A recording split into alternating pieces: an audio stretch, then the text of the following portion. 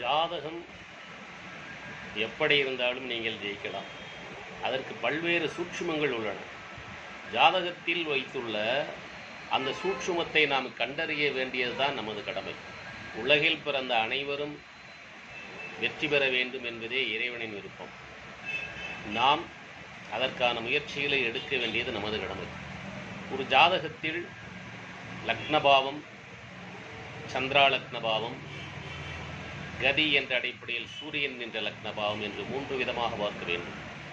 35 வயதுக்கு கீழ் லக்னம் மட்டுமே வேலை செய்யும். 35 வயதுக்கு மேல் சந்திரா லக்னமும் வேலை செய்யும். கதி என்ற சூரியன் என்ற இடமும் லக்னமாக வேலை செய்யும்.